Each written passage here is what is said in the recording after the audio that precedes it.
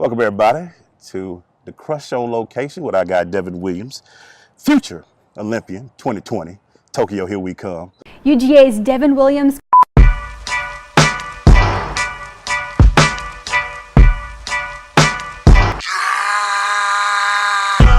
up in motorcades. I got a show today. It's all I'm trying to do. Hustle and motivate. Crush Sports Talker. We're here with my guy Devon Williams, 2020 future Olympian. And right now I'm going to jump into, Devon, your college years, man. So who did it come down to? You ended up at Georgia, but who did it come down to? Who was interested in you going and running track for them in college? Who was interested in me or who was I interested in? Okay, that's a better question. What about that? Well, my whole life I wanted to play football, and I thought I'd be playing football when I got older. Yeah. But I wanted to originally go to Florida. Okay. But they didn't recruit me. Oh wow. And there was actually a lot of Florida. Wow. Well, go ahead. There was a lot of D1 schools that didn't recruit me. But I knew I wanted to go in the SEC. And at first I wasn't even really considering Georgia until I went there just to see like what was in my backyard. And then when I was there, I just fell in love with everything. I liked the coach. I liked campus. Like everybody there was like real welcoming, right. And it felt like it could be family. So I fell in love with Georgia when I went to go see it, and I ended up staying in state. Because it's funny about Georgia, even though now they've won a national championship. Back when you first started, people didn't consider Georgia that big track school. Right. So for you to go there, what were your expectations when you got on campus? Well, I knew the coach there was what I needed. Petros, he was a real technical coach, and coming from my dad's club, I got a lot of that strength in. So I knew I just needed to work on my technique. Right. And my coach Petros at Georgia, he really taught me a lot of techniques that I needed in each event. And ultimately, that's why I'm still training with him now. So your freshman year, how did that end up for you? Freshman year was pretty good. I didn't make any nationals. I didn't make indoor nationals or outdoor nationals, right. But you learned a lot. I learned a lot. Yeah, I learned a lot. And yeah. Let's take it around the track with my man Devon Williams.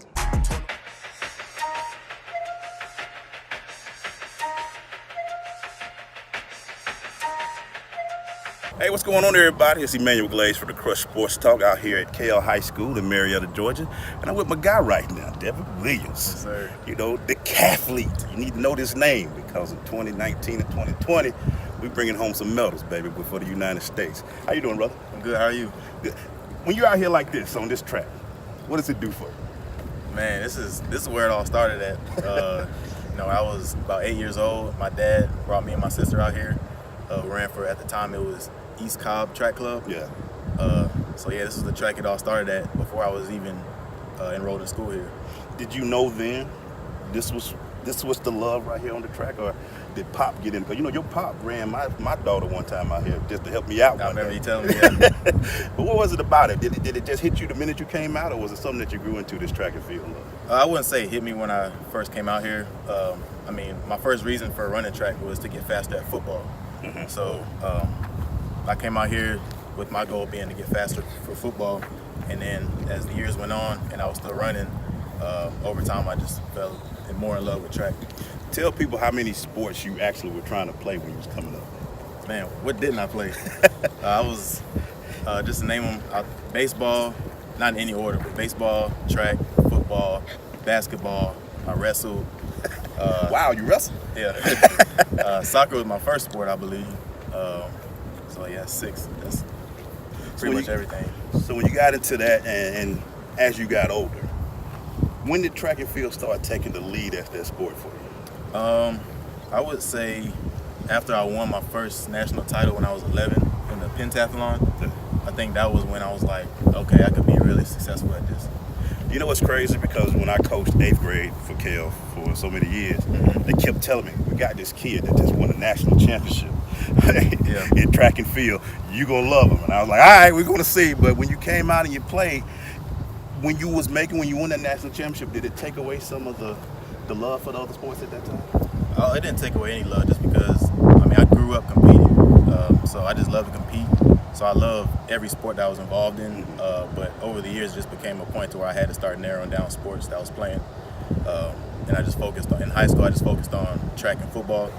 Coming up in East Cobb track club, it was always like a family, and I always remember looking up to the guys that were going to high school like around this area that ran here in the summer. Like Jonathan Dwyer. Like Jonathan Dwyer, and a bunch of other people. So they were always inspiration to me, and I remember training with those guys. Like my dad used to put me in the same like reps with those guys on the track. So I was always like competing with the older guys in practice. So I think that also played a big role for where I am now. Being that people need to know, and people probably already know, that your sister is just as good at this thing as you are. Talk about Kendall a little bit. Yeah, the same story. She didn't play as many sports as I did growing up, but we got involved in track at the same time. She was a year younger than me. So yeah, we pretty much just grew in the sport together, and we're still doing it, which I think is beautiful. So let's talk about being able to do this with your sister. I mean, like we said, there are a lot of families that have done great things in track, but you are doing it not only in track and field, but two of the most difficult sports in track and field, the decathlon and the hip jump. Right. Talk about that with your sister. That's something that I think is truly special, and a lot of other people do too, but I think a lot of people don't really appreciate how special it is right now. But I'm hoping that it won't come to this point, but I think after it's all said and done and we're not competing with each other anymore, I think then they'll look back and be like, those two were special and they did some special things. And I think we both have a lot to prove in the sport still, but like I said, when it's all said and done, I think it'll be something that people really appreciate. Let's get to the middle to high school days for you. You are now becoming a little older. You're seeing your path a little different. Like I said, I had a chance to coach you in middle school through 8th grade, and then you go into high school with this. We know track and field is going, but you also was a great receiver too. I don't want to put that down. Right. I still remember that play that you didn't get as a safety. We're gonna let that go. Yeah, let that one go. Yeah, but as a receiver, you were still getting there. You shot up. You got over to 6'2", right? 6'3". How did you say, even though I know I love the sport of football, track and field is still that thing? Well, football was my first love. I started playing football when I was 6 years old, and my dad was actually the coach of that team too. So football was my first love. Then I got involved in track for football. But then, like I said, as I got older, I started to like track more, and just being an individual sport, I like putting in the work myself and then producing the results myself. So I think when it came to that point, I did have better offers for track, like for bigger schools. I did have some schools for football as well, but track was just the route for me. Now, I remember one time, there was a fear that you wasn't going to play your last few years of track and field. Why did you just decide to, I'm going to finish my career doing both sports, especially when we know where you was going after high school? I was hearing everybody saying that you'll never get back those Friday night lights, and I didn't want to miss that feeling. And one of my biggest fears is regret. So I don't want to regret anything, when I can't do it anymore. So I decided I wanted to come back, and all my friends were still playing, and we were like brothers. So at that point, I knew that I wanted to go to school for track, but it was just I didn't want to regret missing out that last year playing under the Friday night lights. Y'all did very well that year too. Yeah. This is Emmanuel Glaze, and we're wrapping up with future Olympian Devon Williams right now with the Crush. So we're going through, and you're competing at college, and now you're seeing that your numbers and your times are getting to that level that you can compete. When did 2016 you start putting Rio on your sight? Well, that was in my sight as soon as I came into school. Because track athletes, we have to look at the Olympics every 4 years. Right. So we always have to focus on, that's the main goal of all professional track athletes, is to make Olympic teams. So when I came into school, that was always my goal, was to make the Rio Olympic team. And then I went to Olympic trials and came up 2 spots short. Yeah, I remember that when you got to Oregon, right? Yep. Yeah, I just remember watching you. What did Oregon teach you about that time in 2016? It just taught me basically what I've been doing my whole life, is just be persistent. Yeah. That's pretty much my whole story as far as just persevering over things that go wrong and coming back stronger the next year. Yeah. And that's pretty much what happened in this case too, because in 2017 I came back and I ended as the #1 decathlete. Yeah. So. What's crazy though, you still have family go to Rio. Right. Your sister went. How was that? Was it a good feeling, or was it a I can't let her come here again without me type feeling, or was it both? Yeah, I was gonna say it was both, but it wasn't like from a jealous point of view. Right. I mean, that's my sister. Like, we got involved in the sport at the same time. Like, we both love the sport, and we're doing it together. So, for her to be able to go to Rio, let us, like, as a family, experience Rio. So yeah, that was a special. How was moment. Rio? I just haven't been there. How was it? It was an experience. I wouldn't say it's how people think it is that haven't been there. Yeah. I mean, there's definitely like a lot of poverty going on there. Yeah. But they cleaned up a lot of it for the Olympics and made it safe for everybody. So it was fun. So you get through 2016, you see Rio, and you have now London in sight. Right. What was your thought? How was your training? What was your plan? You know how you were 2 spots away. What was your plans for 2017? Well, the 2016 just gave me more hunger for 2017. So I came back to practice. I worked harder, and yeah, eventually I ran my numbers back up, and 2017 was a good year for me. Yeah, I remember seeing you. I don't know where you was at Big Ben or on a Ferris wheel or somewhere, and I was like, look at him, we over there. Now he's got the USA jacket on. Yeah, that's just funny. Put that on, man. Just to put that on, people don't understand. How was that, man? It was crazy. It was a dream come true. And it's crazy because when I was in Rio, I said that I would make the World Championship team next year in 2017. So, and I also put, it's funny because I put a picture of Big Ben on my watch. And I took a picture when I was there of the picture on my watch and actual Big Ben. Yeah, I remember that. And I posted that. So it was a real good experience for me. It was special. And a lot of people don't understand, man. It is every 4 years, but these World Championships every 2 years. 2 years. Yep. And you've been able to be a part of that and get that just to sit there. So you get to London and you running against the world's best and the Decathlete. So what was that like for you? That was like I said, it was a dream come true. But it was more like a stepping stone for me because I didn't do as well as I wanted to do. I came close, but you know, for me, it's always you can do better and you can always go up. Yeah. So for 2017, that gave me even more hunger to keep working hard, just knowing that, just getting a taste of what it feels like putting on my own USA jersey and my own USA gear. Well, let's keep going. You're now in 2018. What are you doing right now? This is kind of like a year that you kind of build and things like that. What are you doing in 2018? What people like to call years where there's no major championship, like a world championship going on or Olympic team going on. They like to call that a down year. So there's no championship this year. So my plan coming into 2018 was just to continue to progress and do some more open events, like do some more open hurdle races and long jump. But I actually got injured towards the end of the indoor season, like towards March. Yeah. So I wasn't able to compete outdoors in 2018. So I've just pretty much been rehabbing and trying to get healthy and strong again for 2019. So, what is it? Tell people what it means to be a professional track athlete.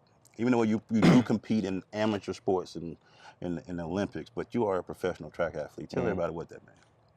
That just means you have to focus on your craft if you want to be the best. And my whole life, I've always been wanting to be the best. And I think that comes from what my dad instilled in me and Kendall when we were young is if you're going to do it, be the best at it. Right. So, like, if you're going to be a professional at something, you have to focus, you have to be a student of the game, and you have to master your craft. And I think that's what it means to be a professional, anything. Yeah. So 2019 is next year. We're one summer away from Qatar.